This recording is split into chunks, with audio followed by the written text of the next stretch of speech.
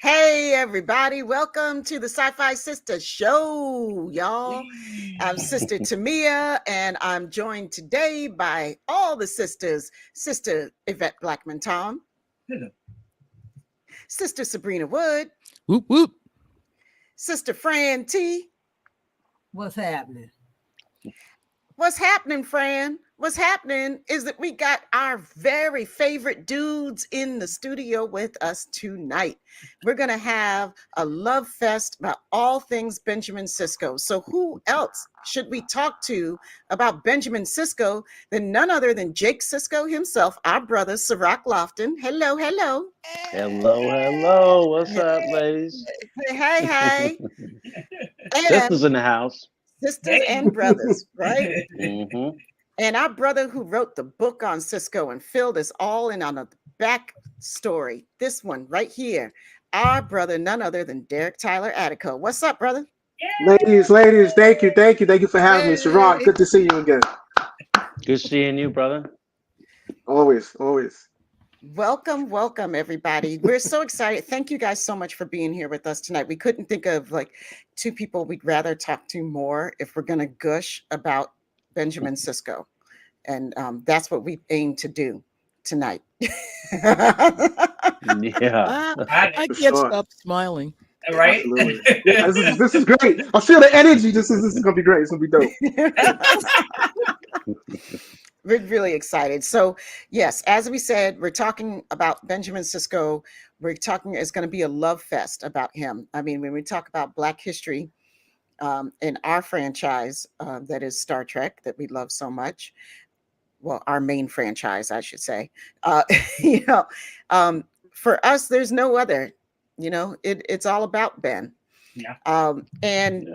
When we think about, I think about when the show premiered and what it was like to see this Black man going to take charge of this station. You think about that first episode of Emissary, and I think about anytime you're ever stepping into a role and you have to assume responsibility, you have to learn to deal with the people who are already there. They have to learn to deal with you. You've got to assess the situation and see what's going on and exactly what's needed.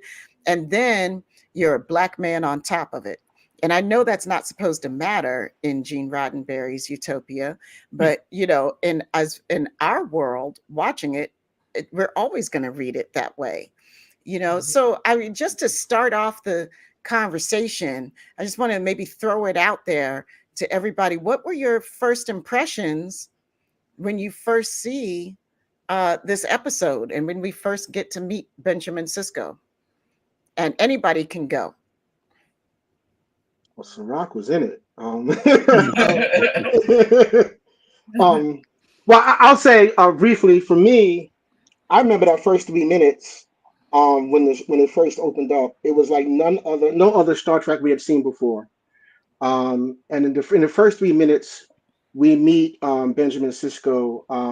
He's fighting the Borg. He's in his ship. He's losing his teammates. He loses his wife. He becomes a single father. All happens like that first 3 minutes. And I remember watching it, and I was gripped, and the energy of Mr. Avery Brooks was palpable and leapt off of the screen. And it was an immediate rapport. And now, being older, I realized the immediate rapport was not only because of the acting and the writing and his presence, but it was a powerful Black man portraying a powerful Black man. And I intrinsically, automatically identified with that, but probably on a subconscious level without even realizing it. Mm-hmm. Mm-hmm. Yeah. For me, Go ahead. I'm the elder of the group by a few years.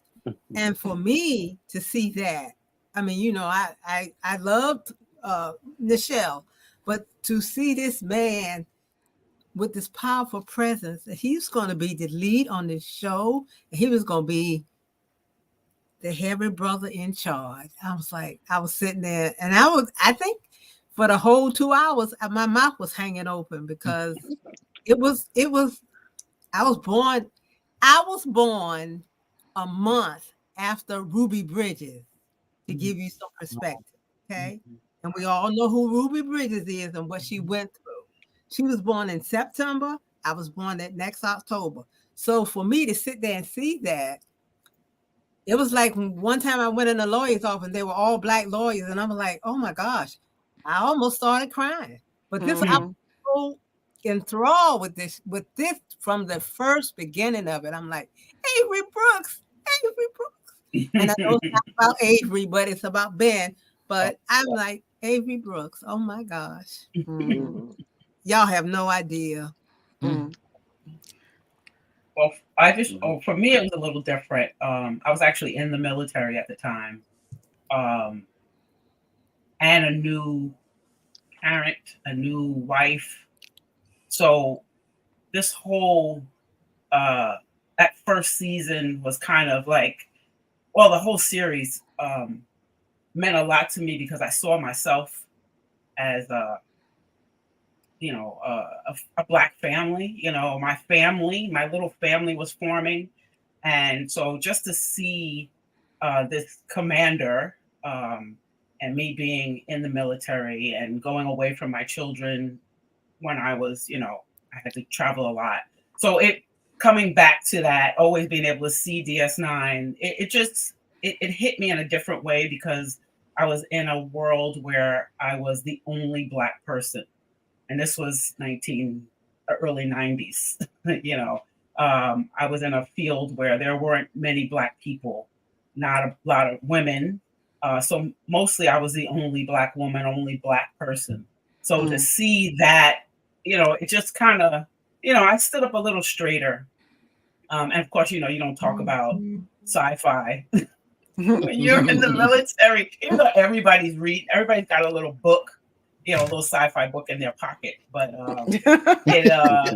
you just don't really talk about it. But I think that's where it got me. It's just like I felt so real and so seen when I knew, and I loved Hawk.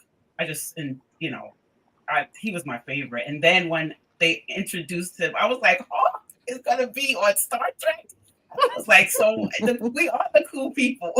It was like it's gonna be great. So it meant different things to me as time went on. But when it first came on, that's where it hit me, was right there as I was living.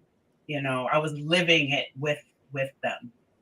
So but it definitely means something different to me now. But back then it was very, very, I guess, a little naive, and I was just like enjoying it, but it definitely means something different to me. Yeah. Real quick, I just want to interject that you're getting a lot of love in the chat, Yvette, for your service. Everybody's saying thank you for your service. And even War Dog Heim making the point that you broke through a lot of barriers with your service, which is absolutely true. You did. You're a groundbreaker. So thank you, love. Being a groundbreaker isn't all it's cracked up to be. No, it's not. So go ahead, Cirroc and Sabrina. What were you guys going to say? Well, for me, what I saw when I first saw I think this is one of the best pilots of all of the franchises, number one. And this character was a big change because the Black male lead at this point was really comedy. You would always see, like a Bill Cosby or, whatever, the family kind of thing it was a comedy. That's what you were going to see. Even, Good Times, even John Amos was trying to do something different, but, they were going to put him in a box. And when he didn't want to go in that box, they killed him off. So for him to come into this as a true hero lead was really different. We weren't seeing him in a police procedural. He wasn't even as Hawk, sort of on the other side of the law. This was a honest to God hero. He is the man, the captain, the leader, well, the commander. Okay. But that was so refreshing. It was so different. Here was a male lead of a TV series, and he's going to go through a hero's journey. Man. Yeah. It's so amazing to hear how it affects everybody in different ways, and how impactful it was for this event to take place. And from my perspective as a kid, I remember being impressed with Avery's sensitivity, which I believe transferred through the Sisko character.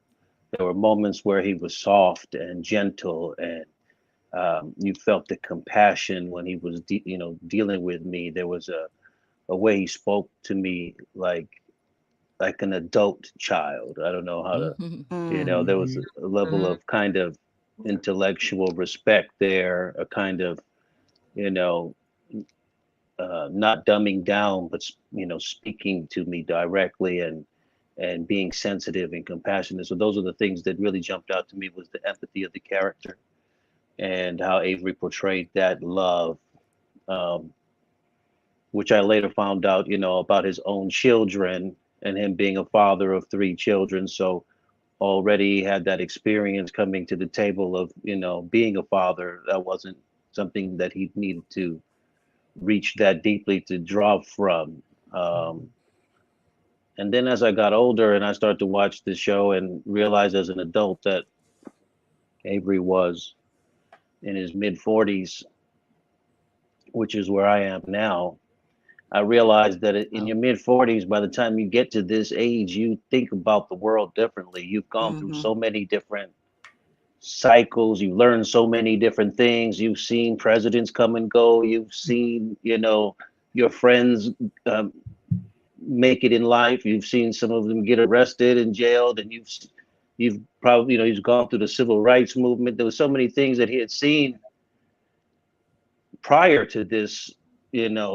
appointment for this job. So he's bringing all of that to the table, just, as I would bring all of my life experiences now to the table on something I work on now. It will be different. And so I admire that he brought so much range to Sisko. He made him, street smart. He made him intelligent, book smart. He made him, able to speak in certain areas in the corporate sort of military structure, but he was also able to get into the streets and talk with, the hustlers, the schemers, the scammers, all of that, and manage that personality wise, from a Black male perspective, from a strong Black man's perspective, keeping his, confidence, keeping his poise, his composure. So all of those things kind of resonate with me when I watch it. Now I think how much range he brought to this character. He brought the sensitivity of the father, which, Derek, by the way, I'm glad you addressed in your book. Some of the moments there that you have of Sisko's upbringing, you can see him kind of getting that from his parents, the hug, the kiss on the forehead, little things like that. I see that you wrote into Sisko's backstory about his upbringing. So it made sense to me as I was reading it, thinking, okay, he was paying that love forward. He got that hug from his dad. He got those words from his grandfather. He got this kind of take charge spirit from his mother. And so when you start to see those things unfold, it makes sense, and it just lets me know, just how well you dissect the character and expanded on some of those things that we saw in Sisko. Thank you, Cirroc. It means a lot. Yeah, I'll try to do that, because I remember the first time in the book that Ben gets a kiss on the forehead is from his grandfather. Yeah. And then we see that thread, throughout the book. Then we see Joseph do it to Ben, and then we see at one point Ben does it to his little sister, so that by the time we get to screen and he's doing it to you, people that read the book would be like, oh, yeah. I see, it's all on the face. That love is just pouring through. It's it's generational love. Yes. Yeah. Yes. I love it. Every time he kissed Jake, I'm like, look at that. Every time he hugged and kissed him. It's a beautiful moment every time. Yeah. Every time. Yeah. Every time. Every time. It really is. Think about it. That's what I was trying to say with, having a new family. I didn't grow up with that, not from my actual parents. And I made sure that those hugs and those kisses on the forehead, those things, you know, it hit me, you know, that this is I loved looking at it. Just like, I think people say they see it and it's like, wow, this really, I feel it, you know. So I wanted to make sure that, you know, I brought this, you know, into my family. It's amazing how a TV show could do right. But you know, when you see yourself, it's when you see yourself. When you see yourself, that's exactly why it was so powerful. Correct. Yeah. I really believe that that's why. Outside of the outstanding storytelling that was taking place in that show, but for me, like, I really believe that that's why these characters mean so much to me to this day. You know, I mean, it wasn't just a passing infatuation, you know, with the show, like, you know, and like, oh, that show's done, okay, moving right on. No, you know, these you know, Ben and Jake like really spoke to my heart and to my experience. And I think that for a lot of us, you know, I mean, I was seeing those kisses on the heads and wishing that I was getting them. You know, really cherishing and remembering the few moments, you know, the moments when I did get them and how good it felt. And then I immediately empathized with Jake and his position, you know, like, and you know what I mean? And especially to be Black characters who were just real human beings. I think that for me, that was the lasting impact. That was you know, you saw a fully fledged, a fully rounded human being when we first meet Benjamin Sisko. For me, like, you know, he's flawed. He's in pain.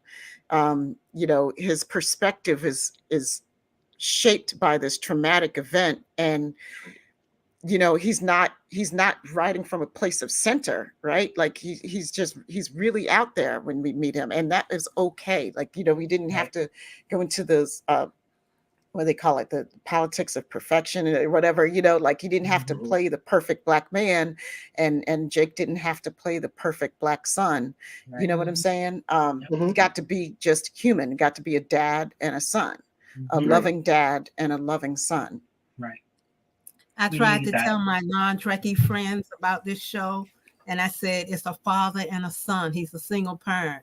I say he's not doofus or anything. I say it's a loving relationship. There's a show that's on, and they would say, well, what show is that? And I would say, you know, Star Trek. Star Trek.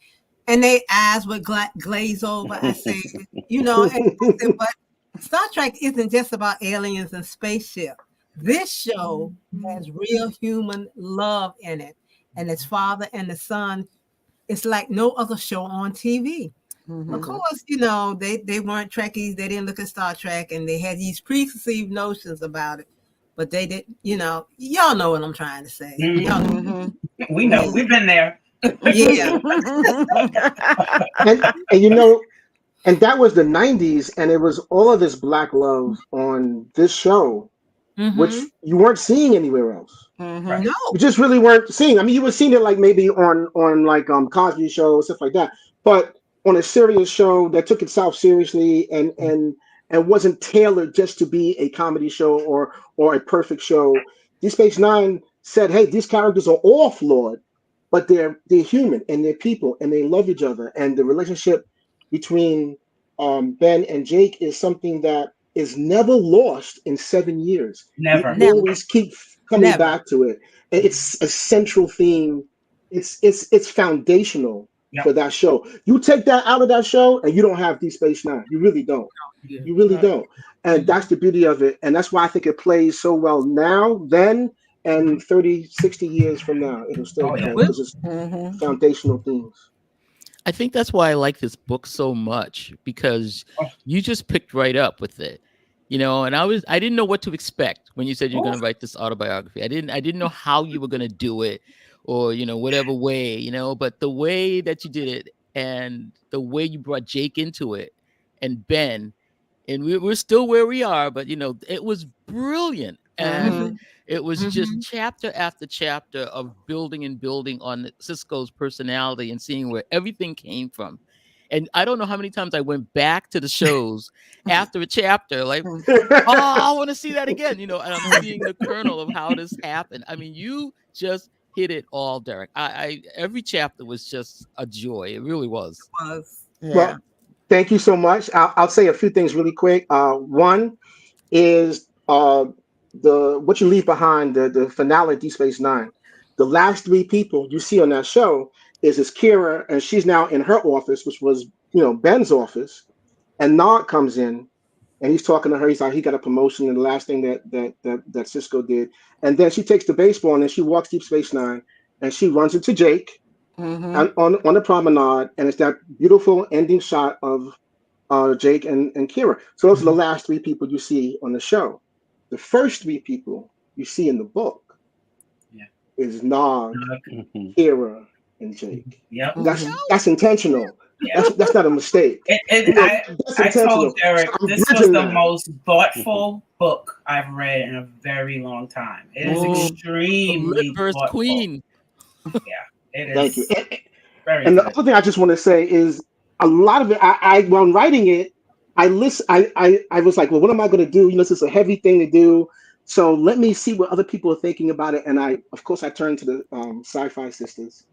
And you guys had a episode about Sisko, and I was like, oh, I gotta really do this good. And then I was like, well, is there anything else out there? And that was how I found out about the seventh rule from doing the research on this. And I was like, oh, I gotta start writing. I was like a whole season in the seventh rule and wasn't writing, Cirroc. Hey, wait a minute. Just because you said that, I do appreciate the shout out to the seventh rule over here in the intro. You gave us a shout out. That's because I was listening to you guys. That's it. The first page, right? First page. Yeah, first page. Seventh rule of acquisition: keep your ears open. As soon as I read that, it's Speaking of, hey, seventh rule, what's up, Chat Pack? Hey, we see y'all out there.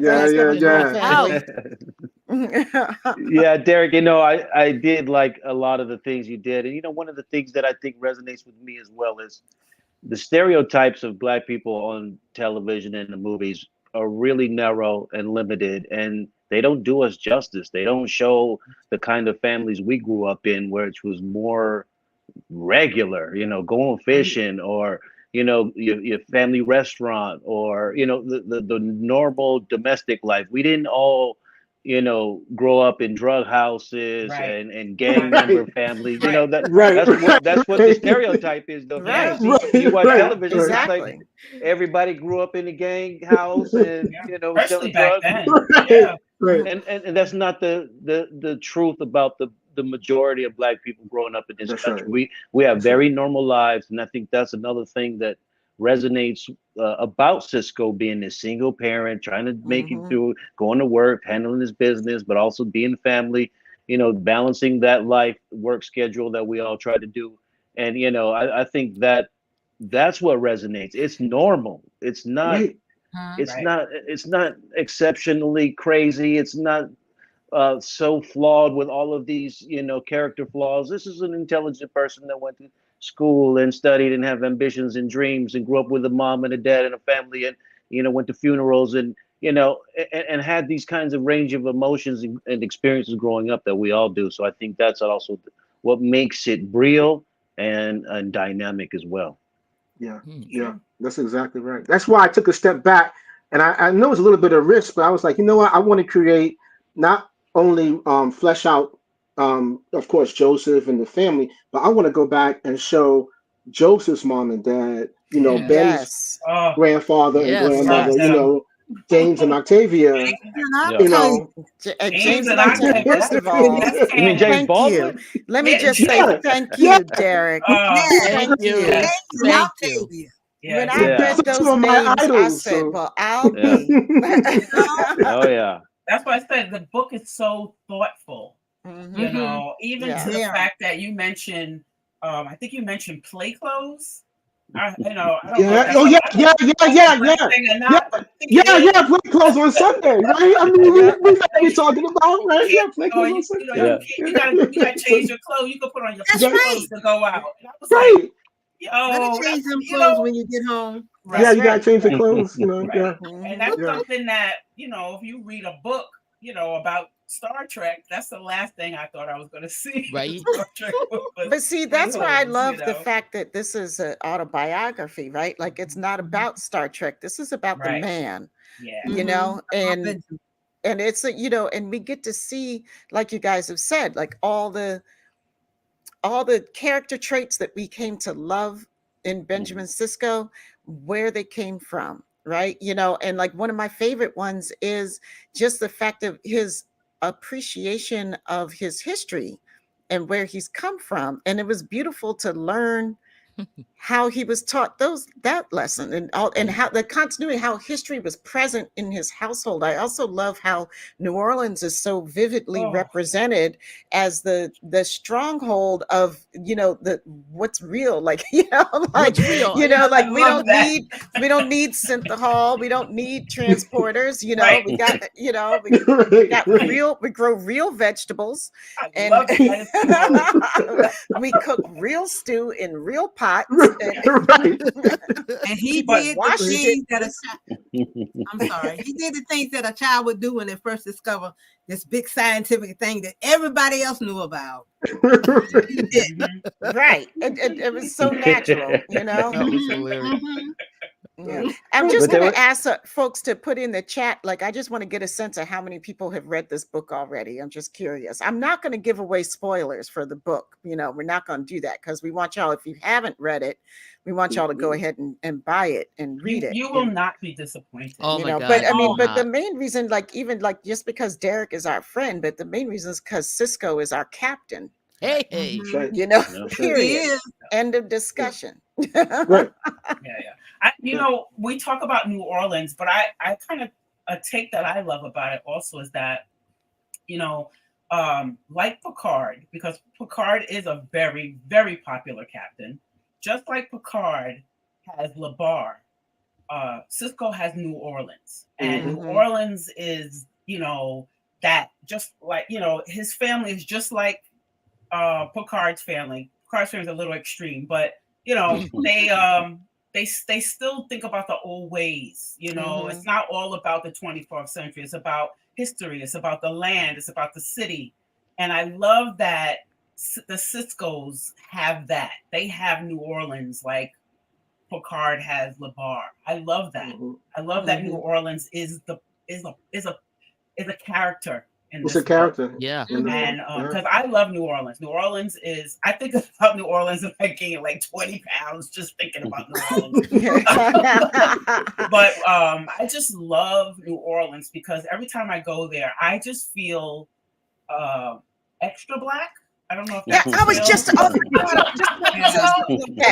just about to say every time I'm in New Orleans, like you feel Blackness in a different way down there. It's more like it's a visceral thing. It's like, like I don't know, maybe it's just because it's slightly different. Like, I mean, where I grew up is my family was Southern, but like from Virginia mostly and North Carolina.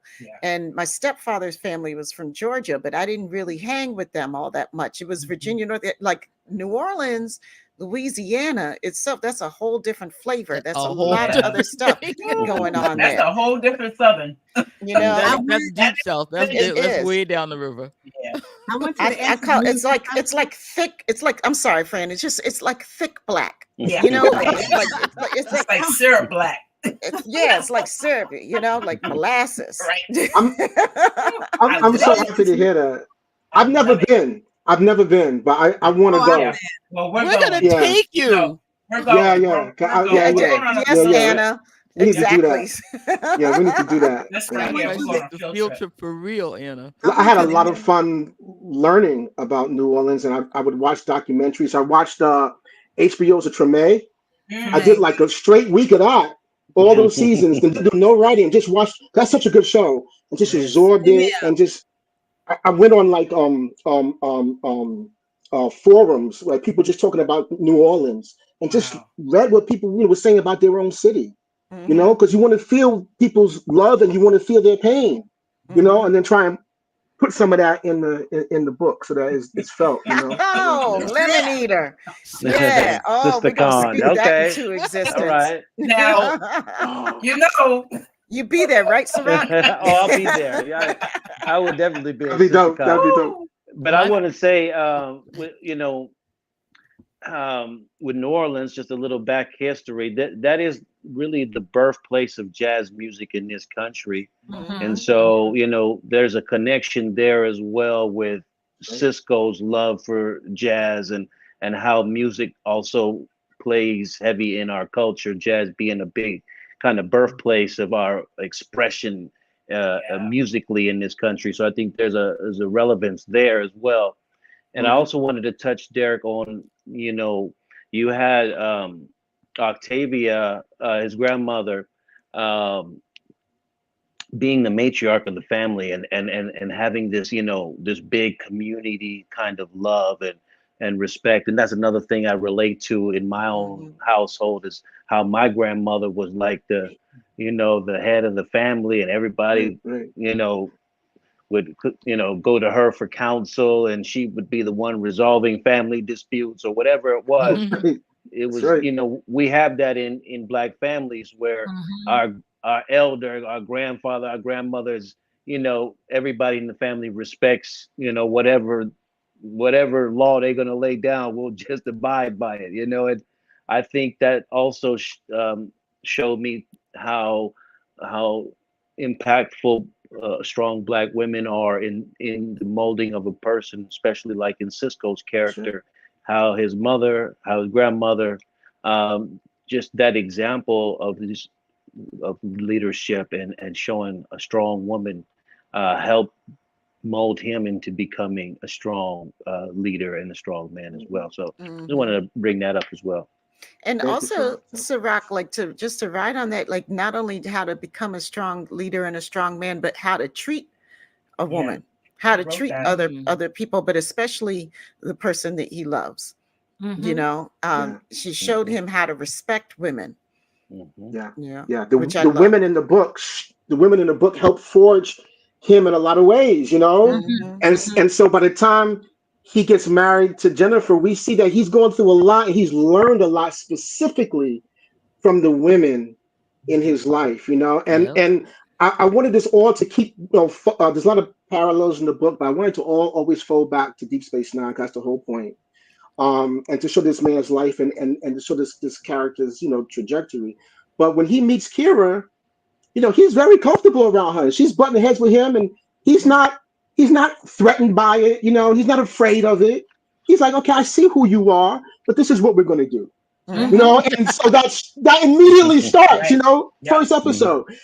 And to have that, I've had that in my life where I was raised by my grandmother and my mother. So being around strong women is not threatening to me. It's welcomed, So you could only understand that if you live that. So I had to give that to him in the past, so that when we see him on Deep Space Nine, it's no big deal.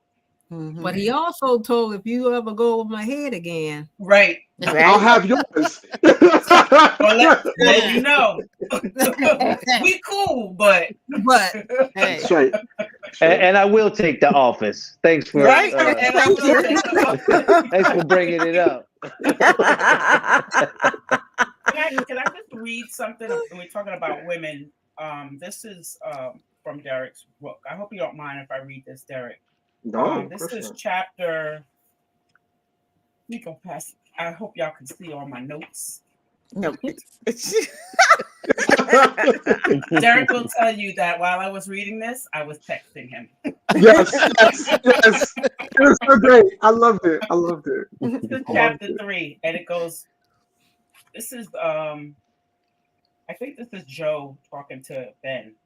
The woman in your life and mother of your children goes through all by herself without ever saying anything, simply for love, care, and cohesion of her family. My mom went through it. Jennifer did. Cassidy is going through it now. And one day your wife will as well. Always keep that in mind, son, and you'll be a better husband for it. That was Sisko talking to Jake. And I love that. It hit me. I think we had a conversation about that when I got to that part, and that was only chapter 3. You can imagine what was going on. But just like I said, it's just extremely thoughtful. You just hit so many.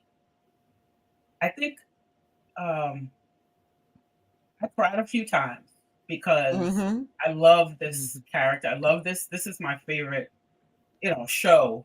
I watch this show almost every day, which is, when I say it out loud, sounds crazy, but I do. Sounds like a Trekkie to me. It is all every day.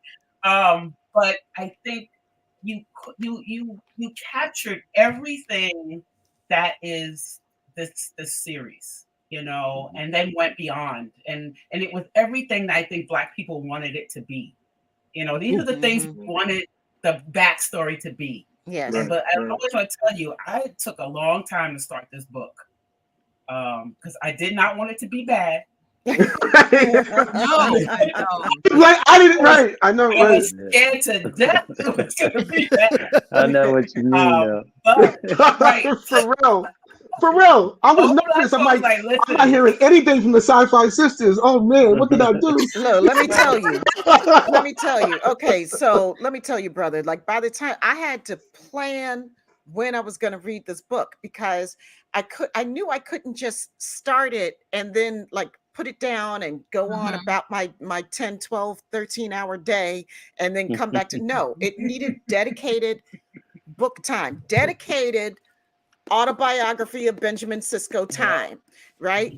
So I planned it. I was like, okay, I got 2 days off. I know I'm going to be off these 2 days and I'm working short days. That's when I read the book. I have 2 copies of the book, mind you. Me too. Yes, One is so I can keep it in pristine condition, and that's the one you're going to sign. The other is so I can mark it up. But the first time I read it, because I know it's only the first time, I just couldn't put it down. I couldn't stop to take notes. Like, so Yvette and Sabrina are like taking notes. No, like, I end up do that. I could not do that. I just had to go through it because once you get going, you're so wrapped up in this man's story, and where he came from, and learning about Benjamin Sisko as a kid. It's just like the best thing ever. Yeah. Because we're so used to a sneaky kid. Getting into trouble. And then I saw a little bit of Jake in him. And then I was like, that's where Jake gets it from. If I had known some of these stories, I would have had a rebuttal for some things. Too true. I would have had a rebuttal. But yeah, that was one thing I liked as well, Derek, was the fact that it felt like it was a letter. It was like him leaving certain letters and nuggets for Jake, saying, watch out for this. This is going to be something you're going to have to deal with. This is how death is going to, hit you and impact you in this kind of way. Just like kind of, things we wish we could all do for our children, and like make this whole book of things to say, a letter to my child saying, this is what life is going to be like. You're going to feel like this some days. You're going to feel like that. This is, what happened to me that was traumatic, and you might have the similar experience. So just preparing, that's what we want to do. We want our kids to have every advantage and be armed with as much information as we can give them and knowledge as we can pass on to them. And I feel like that was what Sisko was trying to do with this book as well. It was like, hey, I can't let these stories go untold. This is some stuff I never got a chance to talk to you about. And so that was another thing that I felt was impactful about the book as well. Thank you. I know. Why I was crying. That's why I was crying. when I met with Titan Books, who have done the autobiographies of the captains, and I had a conversation with George Sanderson, managing editor for Titan, and I said, I know this is a autobiography. It's going to be the autobiography of Benjamin Sisko, but for me, first and foremost, it's a father talking to his son. And it always had to come back to that. It always had to come back to that. Everything in the book had to come back to that, because that's the reason he's even sending the message that he's sending and doing what he's doing is, not to give us an autobiography. Right. That's not on Ben's mind. That's not Ben's concern. Ben is talking to Jake. Ben is, his concern first and foremost, as soon as he gets in the wormhole, is Jake. And he's thinking about things that have happened, a few years ago and certain events, and he's like, I gotta talk to my son, and I gotta do this now, and speak to him because he's of an age, and speak to him not just as father to son, but also man to man, and give him these things now. So it was always that for me. And as he does that, yes, we read an autobiography, but it's always Ben talking to Jake. So yeah. I think, what else I thought about that made me think about as you guys were just talking is that how we as the African Americans, how important it is to see and know our history, our immediate history, our family history. How a lot of us don't have the we don't have the luxury of knowing our histories past one or two generations. And they want to erase that. And yes, and I feel like it's kind of that same impetus working in Ben Sisko to make sure the story is told, to make sure the history is passed on. I think it hits me a different way because of how special it is, that how so many of us don't know, and can't trace and can't go back. I just think it's super powerful to pass it on, how he's passing it on.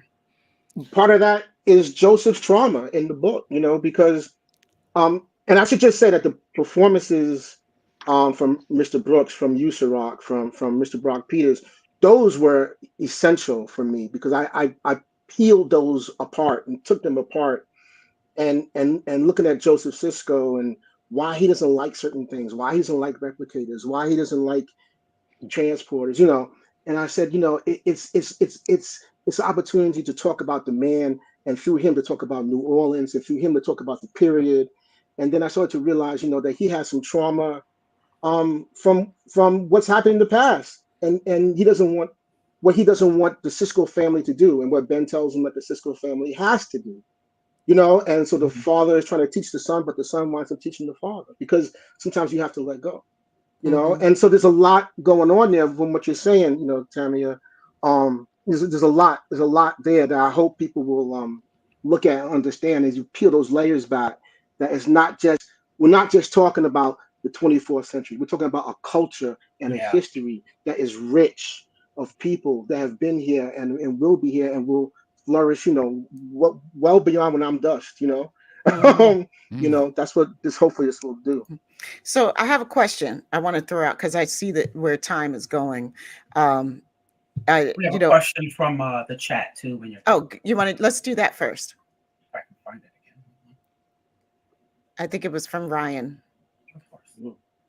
If you could write another Star Trek character's autobiography next, who would it be?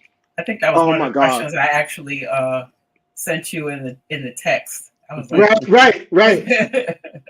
Well, I know that supposedly in the line it's supposed to be, like Enterprise and Next Discovery. If it was up to me, I would do Data. Because it's a rich character, and I would do generational, because the Soons, they've got trauma. That's a family of trauma, because every Soon is always trying, always has this ego, always is trying to perfect something. So I would like to dig into that, because by the time you get to Data seems to be like the son that has gotten it right. But all the fathers and grandfathers and great grandfathers, they're all struggling to try and perfect something in themselves that's just wrong. And we see that through all the shows. We see it even in Picard. When we get to Martin Day soon, and he's still creating his daughter and doing like, what are you doing, man? And so I would love to do all of that and see all of that, and also. You see, Melissa's like, wow, not now, Derek. Well, you could put other people in. Wow, that's funny. That's funny. But yeah, and Data never gets to see his daughter in Picard, so that would be an interesting thing to see. Yeah. Other than that, it would definitely be Michael Burnham. That'd be dope. Ooh, yes. Yeah. Thank you.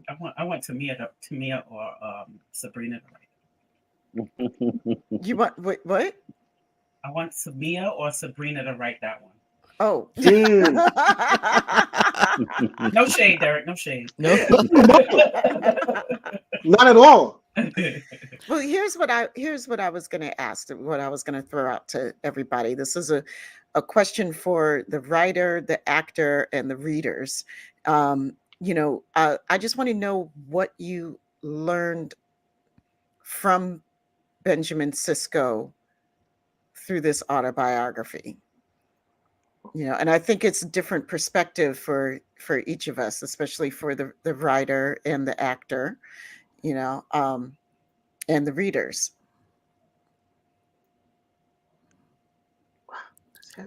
Yeah, backstories. I know. There's a lot. I know it's a lot. If you could choose one thing that sort of stands out, like that just sort of pops on the top of your head, go ahead, Sabrina. I think what I learned about this, about Benjamin in his book, is that I didn't realize how long he stayed in the engineering world and what it took to move him to command.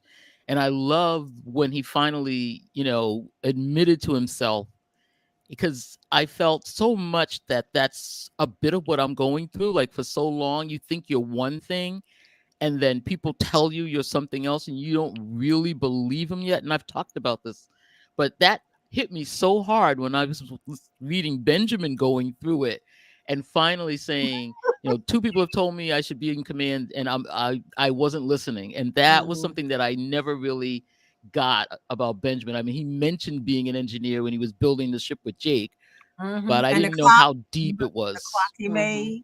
Yeah, the clock. I didn't realize how deep his engineering skills went. That's cool.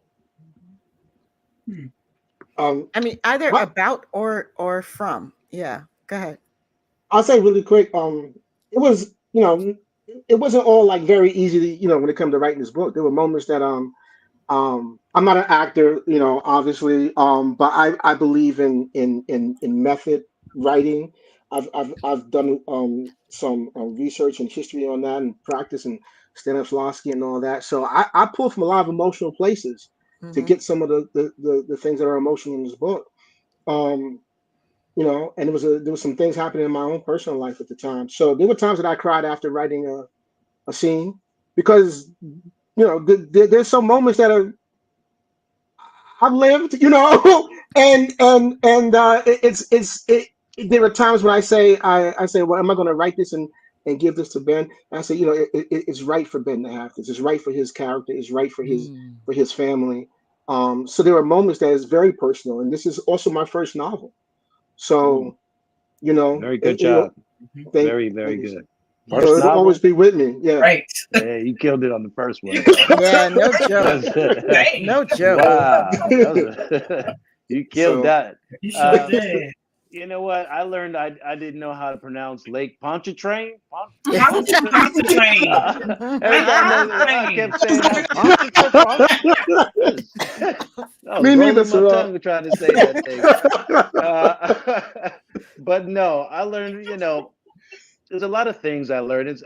I learned that Dr. Pulaski had, interactions with Sisko at some point, which that was wild. That was so good. That was a good one. I love that. Yes. I love I also learned that, Sisko's experience in that visitor episode with Jake and him may have been, impacted by, Sisko's experience with his grandfather at that fishing trip, and what that was like, because there was, a similar vibration there for me, where his grandfather was telling him, essentially what Sisko tells Jake in The Visitor, which is go on and live your life, get, let go of me, and live your life. And I think that was the information that ended up getting passed down in the Visitor episodes. That was one thing that kind of informed me about where his mindset was when he was making those kind of decisions. I love that backstory there. There's just so much to talk about, because the family aspect is really where it gets, very dynamic, and you get to get so much backstory. But I also like the fact that his mother got him the book about Pike, and to just have that tie-in as well. Just these little tie-ins for the Star Trek fans, they mean a lot when you see these tie-ins. You say, okay, so Pulaski here and Pike over there, and all of these things were in his head too. It wasn't just what we saw, but there were things that he had reference material, prior to that. He understood a lot of other things going into the equation. So yeah, I learned so much about Sisko. You really filled in the backstory really well and made it relevant to the episode that we saw on screen. Mm-hmm. Yeah. I learned, at the top of the show, at the beginning of the show, I said something about Ruby Bridges. And every time I see something about Ruby Bridges, I realize that history wasn't that far away. If I'm 1 month younger than she, and when I saw a reference to her, which is really pivotal in the book, Mm-hmm. thought about me and Ruby Bridges again. That was happening down there, and I didn't go through what she went through. However, we're the same age, so I think about a little 60-year-old girl just wanted to go to school, and we were the same age, y'all. So, and I will admit, I really didn't. I thought it took place in Arkansas or Mississippi somewhere. I didn't know it took place in Louisiana. I did not know until, when you read the book, right, you'll see what a pivotal moment it is in the book. Right. So it's it affected me. I was tearful when I read that. It doesn't all come back to me, but it comes back.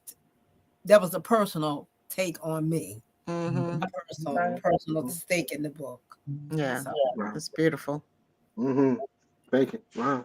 There's so much history in this book that it is. Oh, it's a Black History 101 primer. Yeah, it really is. Look up all the names. every ship name was just like killing me. Right. A lot of ship names. Yeah. Ship names. Octavia Butler. I was like, Octavia Butler. Yeah. That was his first John ship, Lewis. Yeah. The John Lewis. Yes, I was. Yeah. You were killing me. Yeah, the Paul Robeson. I was just dying. I was dying. Okay. It was so great. It got to the point where I was looking up every name that in Memory Alpha. Was this really a person? Or, am I remembering this? Or did Derek make this up? Am I remembering this? Or did Derek make this up? My text. I'm like, wait a minute. Did his brothers actually have names? I know, right? I can't find these names, Derek. We didn't just make I gave them those. No, I gave them those names. I did a deep dive. I searched for like 2 days, and I found the schematics to the set for Sisko's restaurant. And when I found that, because then a fair amount of time of the book is in the restaurant. Right. So I needed to look at the set and what they planned out for the set and how it's going to add to it. And and when we watch the show, we always see the moniker on the outside, Sisko's, but we don't know what's on the other side of that. And I was like, well, let's talk about what's on the other side of that. We know the restaurant is there, but what's on the left and what's on the right? Let's fill this up for people. Let's answer those questions. So it was a lot of fun to do that. Wow. A lot of fun. Like I said, if you have not picked up this book, please do. first of all, pick up the book and, just show your love to a Black writer, a great writer, first-time writer, a Star Trek writer. If you're a fan of the novels, you know that there are no Black Star Trek writers for these novels. Mm-hmm. I think there's been like two before me. That was a while ago. That was a while ago. Yeah. Oh, those novels. There's been two, y'all. Not three. Right. Full.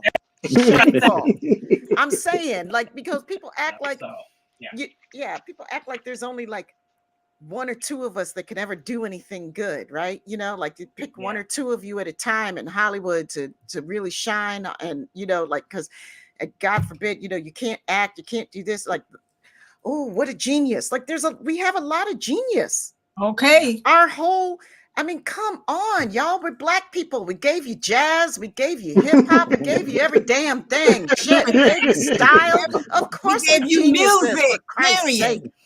We built pyramids and shit. Come on.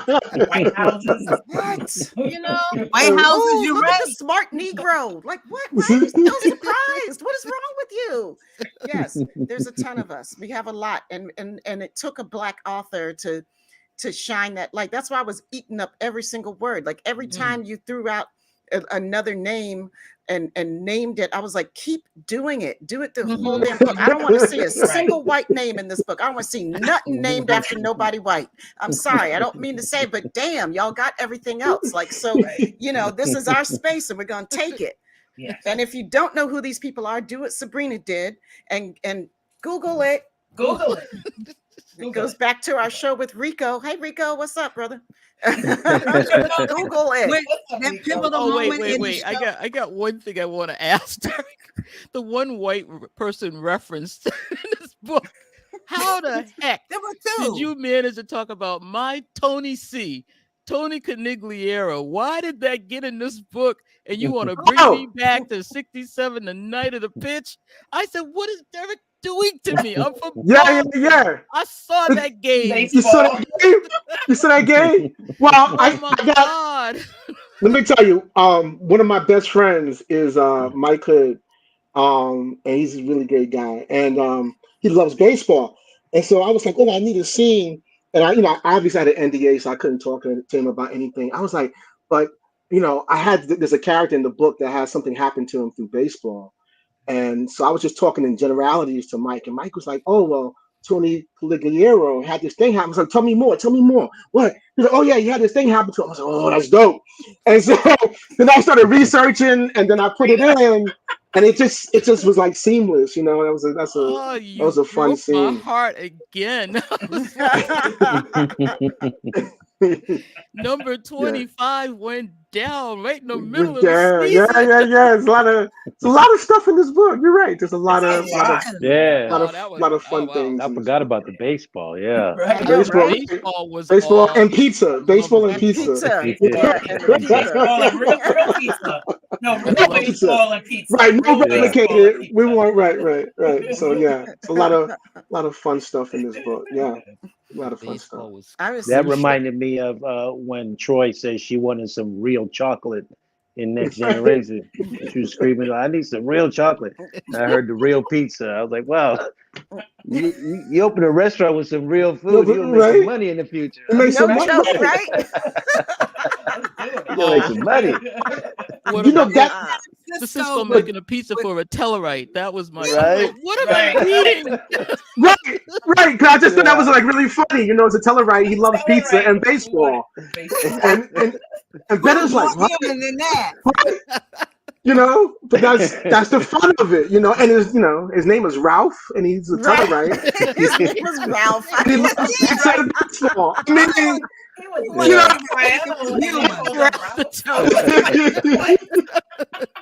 It's like, what is happening? So yeah. Every time Ben would cook, throughout the book he cooked, real food and everything. I would go back to the thing when Chastity tried to cook for him. Oh, she messed up his peppers. She burned the peppers. Man, he was mad about them peppers. He was mad. Right? Peppers. It like no grace. He lost his cool right there. Right? Yeah, So did Yeah. That was He almost said, a "I deal just thought breaker. you know. That was almost a deal Almost. breaker.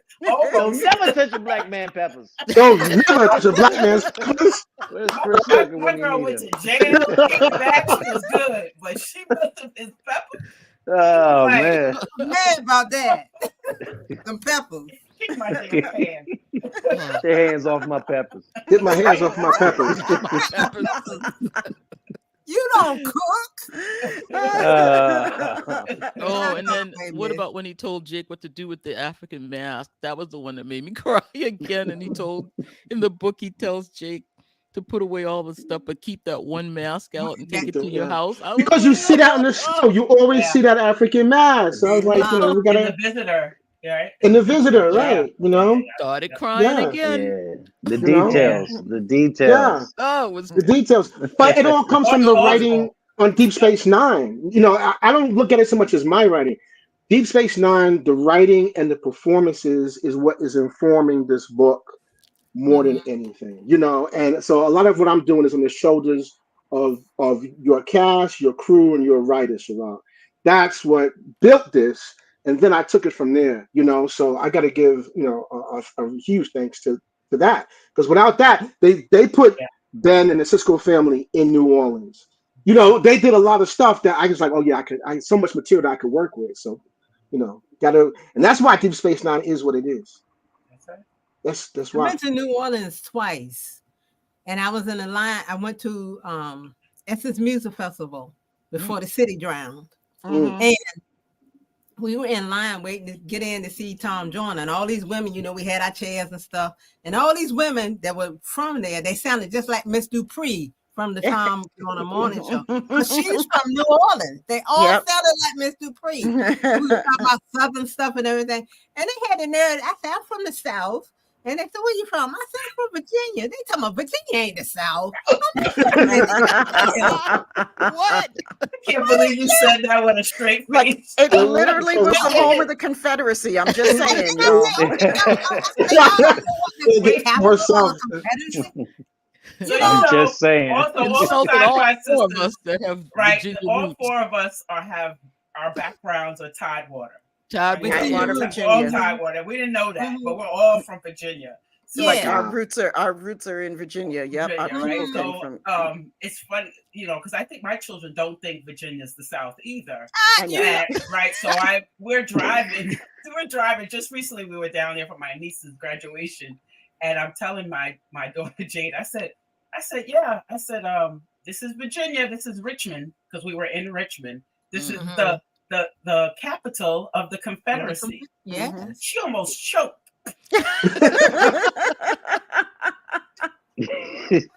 Monument Drive. Hey, Yep. Richmond, the capital This is of what the it is. Confederacy. She Loving goes, versus Virginia, loving. Yep. Don't you got a highway out there, a Jefferson Davis Highway? Or Yes, something? it did. They're Yes, they're it just is. about Really to long, rename too. it up in this part. In Alexandria, they're renaming it. But that's not the rest of Virginia. Northern Virginia is a very different animal than the rest of the Virginia Right. state of But Virginia. I remember Nova. we were going shopping for Easter. You know how we do that shopping for Easter thing. And I remember my guardian had me by that. And I remember this, y'all. I could have been no more than like 4 or 5 years old, something like that. And she said, when you get on the bus, go to the back. I remember her telling me that, y'all. Yeah. So that had to be like in the late 50s or early 60s. Wow. So, yeah, I remember holding her hand and her telling me that. And of course, with my little precocious self, I knew something was wrong, but you didn't question adults back then. Nope. So I don't didn't question them now. Question them now. But I don't have that many elders, y'all. So Okay. Oh yeah, because you're so old, Frank. old as Methuselah, right? yeah. Well, I have a friend. I called her up on her birthday, and I said, "I'd like to speak to Methuselah's mom." Put a hung up on you. Oh my goodness. Happy birthday. Right. Right? Sure did. That is hilarious. Oh my goodness. Okay, so Wow. one last, let's give the last thing to Sisko, because this is our Sisko love fest, right? Yep. So on it, just random, real quick, top of your head, favorite Sisko trait. Being black. Unquestionably, just being black, just being a black man, no stereotype, just that, like we were talking about Regular before, black just man. that black. And when he Man, refused to go to New Orleans, that happens to be black, that's what I love most about him, is that he is just a black man living his life, in the 24th century with his son, and he's got a big time job, and then discovers he's Black Jesus, and he just rolls with it. I mean, I just love that. He reminds me of the black men in my family, the men who left the South, came to the North. They brought their wives later and moved to Harlem. He reminds me of all of those men that always used to have that. They always used to wear fedoras and suits. He just reminds me of all of them. And I think when I read this book, that's what I think of. Like I said before, it just makes me feel blacker than black. You know how much I love to be black. black. Poor dog time said, "Black Jesus who can cook." Who else got a favorite Sisko trait? When the character told Cassidy that he didn't want to. That thank you. When he told her he didn't like the Vegas thing, and he brought up the fact what we could and could not do in Vegas. I'm like, black man. Let him know. Give us some history. Drop some knowledge. He dropped knowledge. Y'all know we always dropping knowledge. What I always loved the most about Benjamin Sisko was the power of his voice. And I was, he had that command voice. He had that romantic voice. That voice could tell you, it could tell me anything. But and it was amazing how I heard his voice in Derek's words in this book. Yes. I still heard that voice. And I just love this book. It's just People a keep big going, Easter basket of everything. I still want an audiobook of this. I still want to hear, it's going to be hard. Like if we can't get Avery to do it, then I don't know who else I want to hear. Like, maybe you, Cirroc, Cirroc, like would be the only other person that I could, whose voice I could hear. I'm voting James Earl Jones for the second place. If we can't get Avery. We need that strong voice.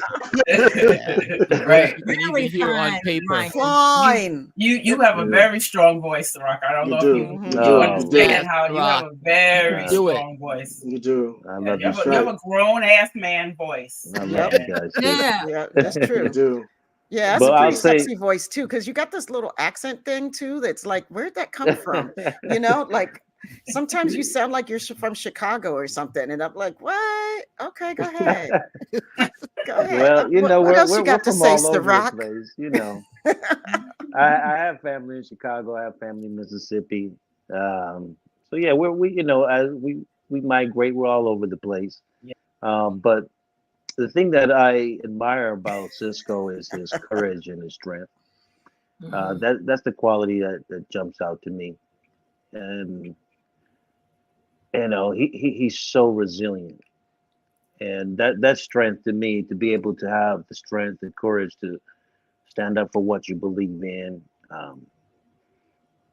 make difficult decisions, to persevere through hard times. Those things. I'm getting back up from when you get knocked down. Those are the things that really show me the kind of character he has, and the strength and the courage is what I admire about Sisko. Yeah.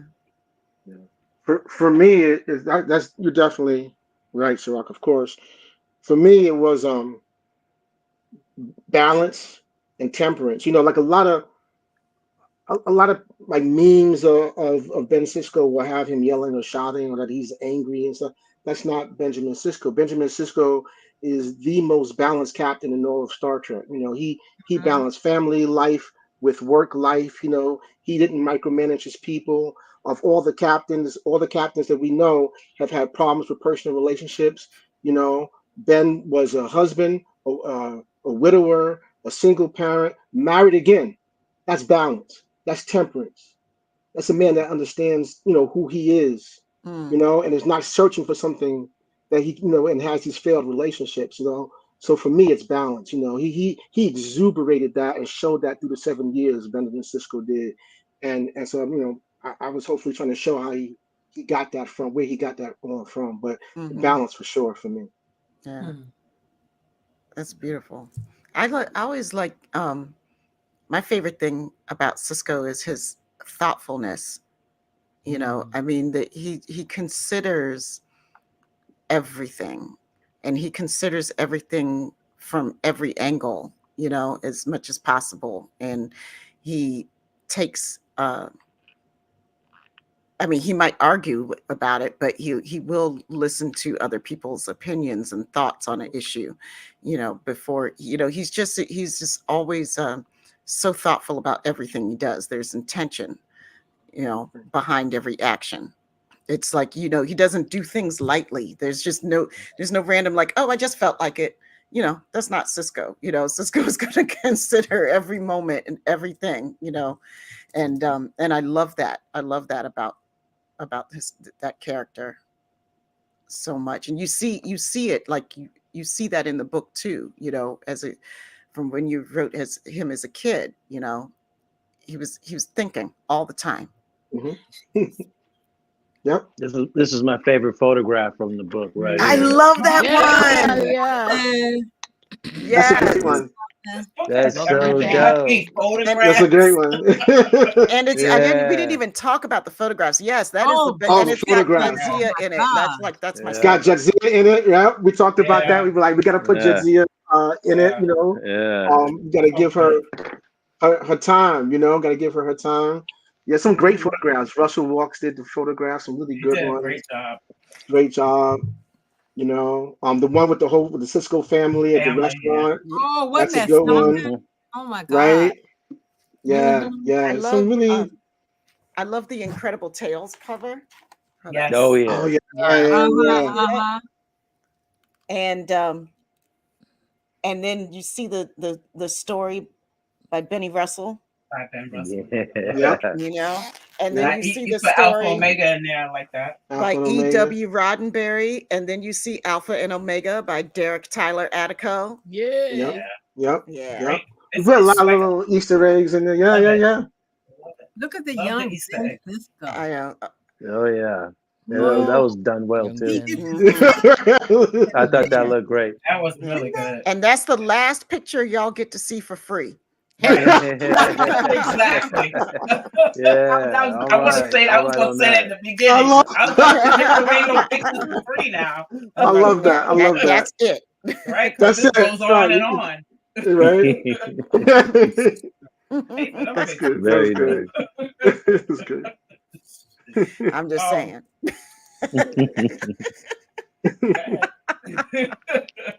Yeah, very, very well done, Derek. You did a great job on this book, and thank you. I've enjoyed it, and it's one of those books that you could reread and refer back to.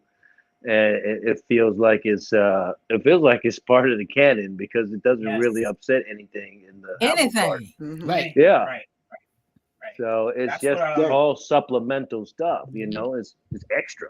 We got to talk to Mike McMahon because he'll make it canon.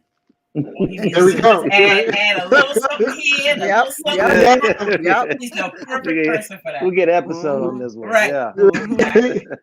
I hope. Just something in the background. Somebody just say something. you know, right? about his grandfather's name, Yeah. or his grandmother's name, or something. And there's little Easter eggs I've woven in with, like, you know, where I think things could go or should go with Jake in the book. You know, there's like hints that, you know, subtle, some not so subtle, Right. you know, of, you know, what I think should be happening with Jake, because it's all so much material. It's so rich to continue. Deep Space Nine ended, but because Deep Space Nine ended, those characters didn't just end. You know, those characters have life, you know, so much life, you know, and to have Jake Sisko and he's a reporter in the 24th century, 25th century, that's gold. Somebody needs to do something with that. So, you know, Right. that's Yeah. I hope that we can make sure that you know, Avery is gifted with a copy of the book, and you know, I hope he would appreciate it, because I think that you really just like added to what he laid down in such a complimentary, beautiful, natural way. Yeah, I mean, it's just extraordinary what you've done in this book. And, you know, and I think, you know, we can all keep singing the praises because, you know, we love the character so much, but because we thank you so much for doing, you know, treating him with such respect, and really bringing him to life for us in a way that we never knew was possible. It's a gift. Right. You know, this book is a gift to us, and we receive it as such, and we thank you so much for doing it. Thank you. You know, all I was thinking is the incredible performances from Mr. Brooks, by, you know, Cirroc, by that whole cast and crew. And, you know, I just like everybody else, I would watch the documentary when they would talk about how hard they worked and how much long hours they worked, and that was on my mind. You know, I want these people to have something that if they ever picked it up, it's like, oh yeah, okay, that's not, you know, that's okay, that's a good representation of what they did, you know, and of those characters. So I'm thankful that you all enjoyed it and that people are enjoying it. So thank you very much. Yeah. Thank you. Guys, I could talk to you literally all night, as you all know. For sure. I would try, and we have tried several times before to do it. But I don't think it's that kind of party tonight. So as they say, leave them wanting more. And yeah, Karen, we'll revisit SisterCon in NOLA. That's all I need. It's on the plate now, Yvette. On the list. Yeah, I think we have to make this a thing. I love you all. Thanks to everybody for joining us. Cirroc, we love you so very much. I love you guys too. Love you guys too. Thank you, Cirroc. Derek, tell everybody where they can get this book. You can find the Autobiography of Benjamin Sisko everywhere books are sold. You can go to Amazon. If you have a favorite bookstore, you can go there. If they don't have it, ask them to order it. They'll order it for you. Anywhere you go, online or any bookstore. And yeah, get two. Why not? You know, this is the time to take a look and read the Autobiography of Benjamin Sisko, and then watch Deep Space Nine. And one informs the other. And don't worry if you never watched the show before, because the book is okay. You won't. There's not a lot of spoilers in that sense. You'll be educated about Deep Space Nine, so that when you watch it, it'll be all the richer for you. So yeah. And I'm looking forward to signings too.